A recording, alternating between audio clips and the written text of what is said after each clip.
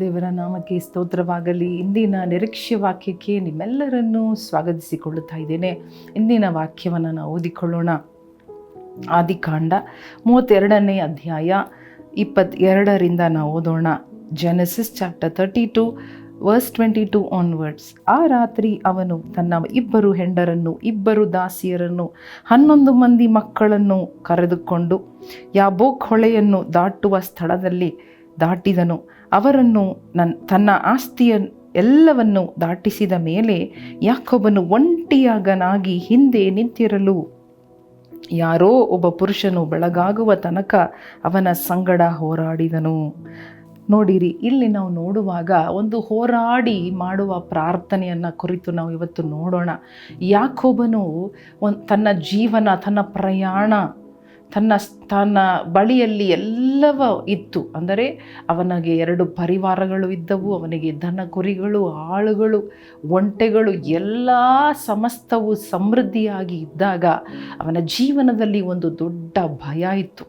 ಒಂದು ಮರಣದ ಭಯ, ಒಂದು ಅವನಿಗೆ ತನ್ನ ಕುಟುಂಬವನ್ನು ಕುರಿತ ಭಯ, ತನ್ನ ಹೆಂಡತಿ ಮಕ್ಕಳನ್ನು ಕುರಿತ ಭಯ ಒಂದು ಕಾಡುತ್ತಾ ಇತ್ತು. ಸುಮಾರು ವರ್ಷಗಳಿಂದ ಕಾಡುತ್ತಾ ಇದ್ದ ಒಂದು ಭಯವನ್ನು ಅವನು ಫೇಸ್ ಮಾಡಬೇಕಾಗಿತ್ತು. ಹಲ್ಲೆಲೂಯಾ.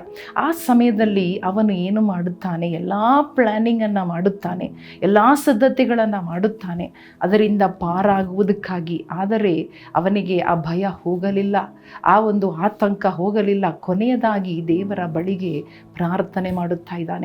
ಒಂಟಿಯಾಗಿದ್ದುಕೊಂಡು ಆ ರಾತ್ರಿ ವೇಳೆಯಲ್ಲಿ ಹಲ್ಲೆಲೂಯಾ ಅವನು ಇದ್ದು ಪ್ರಾರ್ಥನೆ ಮಾಡಿ ಹೋರಾಡುವುದನ್ನು ನಾವು ನೋಡುತ್ತಾ ಇದ್ದೇವೆ. ಹಲ್ಲೆಲೂಯಾ. ನಮ್ಮ ಜೀವನದಲ್ಲಿ ಕೂಡ ತೀರದ ಒಂದು ಪ್ರಾಬ್ಲಮ್ ನೋಡಿ, ಎಲ್ಲ ಇದೆ.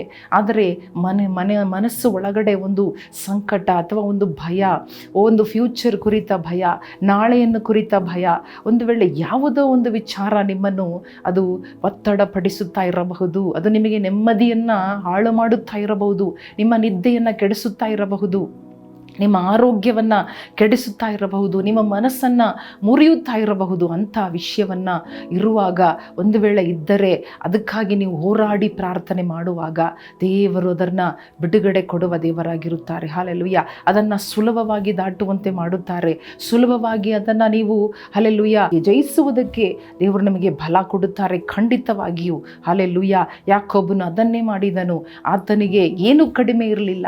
ಆದರೆ ಒಂದು ವಿಷಯ, ಅಣ್ಣನ ವಿಷಯವಾದ ಭಯ. ಅಣ್ಣನು ಎಲ್ಲಿ ನನ್ನನ್ನು ಕೊಂದು ಬಿಡುತ್ತಾನೋ, ಕಳೆದ ಕಾಲದಲ್ಲಿ ನಡೆದ ಕಾರ್ಯಗಳನ್ನು ಇಟ್ಟುಕೊಂಡು ಅವನು ಅದನ್ನು ಜೀರ್ಣ ಮಾಡದೇ ಇದ್ದಾಗ ಹಲ್ಲೆಲೂಯಾ ಆ ರಾತ್ರಿ ಆ ಹೊಳದ ಆ ದಡದಲ್ಲಿ ಒಂಟಿಯಾಗಿ ಹೋರಾಡಿ ಪ್ರಾರ್ಥನೆ ಮಾಡುತ್ತಾ ಇದ್ದಾನೆ. ದೇವರೇ, ನನ್ನನ್ನು ನೀನು ಆಶೀರ್ವಾದ ಮಾಡು, ಇಲ್ಲವಾದರೆ ನಾನು ನಿನ್ನನ್ನು ಬಿಡುವುದಿಲ್ಲ. ಆ ಹೋರಾಟದ ಪ್ರಾರ್ಥನೆ ಅವನ ಜೀವನವನ್ನು ಬದಲಿ ಮಾಡಿತ್ತು. ಅವನ ಹೆಸರನ್ನು ಮಾತ್ರ ಅಲ್ಲ, ಯಾಕೋಬನು ಇಸ್ರಾಯೇಲ್ ಆಗಿ ಬದಲಾದದ್ದು ಮಾತ್ರ ಅಲ್ಲ, ಹಲ್ಲೆಲೂಯಾ ಮನುಷ್ಯನನ್ನು ದೇವರ ಸಂಗಡ ಹೋರಾಡಿ ಗೆದ್ದವನು ಮಾತ್ರ ಅಲ್ಲ, ಅವನ ಭಯ ಹೋಯಿತು. ಅವನ ಜೀವನ ಅಲ್ಲಿಯ ಸಮಾಧಾನಕರವಾಗಿ, ಸಂತೋಷವಾಗಿ, ಭಯ ಇಲ್ಲದ ಒಂದು ಜೀವನವಾಗಿ ಅವನ ಜೀವನ ಬದಲಾಯಿತು. ಹಲ್ಲೆಲೂಯಾ. ನೀವು ದೇವರ ಮಕ್ಕಳಾಗಿ, ದೇವರ ಸೇವಕರಾಗಿರುವಾಗ ಇಂತಹ ಹೋರಾಟದ ಪ್ರಾರ್ಥನೆ ಖಂಡಿತ ಮಾಡಬೇಕಾದ ಸಂಗತಿಗಳು, ಅವಶ್ಯಕತೆಗಳು ಬರುತ್ತದೆ. ಆಗ ನೀವು ಹಿಂಜಾರದೆ, ಭಯಪಡದೆ ಕೂತುಕೊಂಡು ಪ್ರಾರ್ಥನೆ ಮಾಡಿರಿ. ಹಲ್ಲೆಲೂಯಾ. ದೇವರು ನಿಮ್ಮ ನೆರವಿಗೆ ಬರುವರು, ದೇವರು ನಿಮ್ಮನ್ನು ಭೇಟಿ ಮಾಡುವರು. Yes, hallelujah. ಯಾರೋ ಒಬ್ಬ ಪುರುಷನು ಬಂದು ಹೋರಾಡಿದನು. ಹಲ್ಲೆಲೂಯಾ. ದೇವರು ಇಳಿದು ಬಂದು ಯಾಕೋಬನ ಹೆಸರನ್ನು ಮಾತ್ರ ಅಲ್ಲ, ಪರಿಸ್ಥಿತಿಯನ್ನು ಮಾತ್ರವಲ್ಲ, ಜೀವನವನ್ನು ಬದಲಿ ಮಾಡಿದರು. Yes, there was a big difference. ಅದಾದ ಮೇಲೆ ಹಲ್ಲೆಲೂಯಾ ಹಲ್ಲೆಲೂಯಾ ಹಲ್ಲೆಲೂಯಾ ದೇವರೊಟ್ಟಿಗೆ ಪ್ರಭುವಾಗಿ ಬದಲಾದನು. 12 ಹಲ್ಲೆಲೂಯಾ ಗೋತ್ರಗಳನ್ನು ಆಶೀರ್ವದಿಸಿ ಹಲ್ಲೆಲೂಯಾ ದೊಡ್ಡ ಜನಾಂಗವನ್ನಾಗಿ ಆಶೀರ್ವಾದವಾಗಿ. S lord. ಅಪ್ಪ ದೇವರೇ, ಇಂತಹ ಬಿಡುಗಡೆ, ಇಂತಹ ಬದಲಾವಣೆ ಪ್ರತಿಯೊಬ್ಬೊಬ್ಬರ ಜೀವನದಲ್ಲಿ ಬರಲಿ ಅಪ್ಪ. ಯಾರು ಅಪ್ಪ ಒಂಟಿಯಾಗಿ ಅಪ್ಪ ಕತ್ತಲಲ್ಲಿ ಇದ್ದುಕೊಂಡು ಭಯದಿಂದ ಇದ್ದಾರೋ ಅವರ ಜೀವನದಲ್ಲಿ ಒಂದು ಬಿಡುಗಡೆ ಆಗಲಿ ಅಪ್ಪ. ಹೋರಾಡಿ ಪ್ರಾರ್ಥನೆ ಮಾಡುವ ಶಕ್ತಿ ನಮಗೆ ಕೊಡು ಸ್ವಾಮಿ. ನಿನ್ನ ಸನ್ನಿಧಾನದಲ್ಲಿ ಕೂತುಕೊಂಡು ಹೋರಾಡುವುದಕ್ಕೆ, ಸೈತಾನನ ಸಮಸ್ತ ಕಾರ್ಯಗಳನ್ನು ಹೋರಾಡುವುದಕ್ಕೆ, ಅಂಧಕಾರದ ವಿರೋಧವಾಗಿ ಹೋರಾಡುವುದಕ್ಕೆ ಯೇಸುವಿನ ನಾಮದಲ್ಲಿ ನಮಗೆ ಬಲ ಕೊಡೆಂಬುದಾಗಿ ನಾವು ಬೇಡಿಕೊಳ್ಳುತ್ತಾ ಯೇಸುವಿನ ನಾಮದಲ್ಲಿ ಬೇಡಿಕೊಳ್ಳುತ್ತೇವೆ ನಮ್ಮ ತಂದೆಯೇ, ಆಮೇನ್.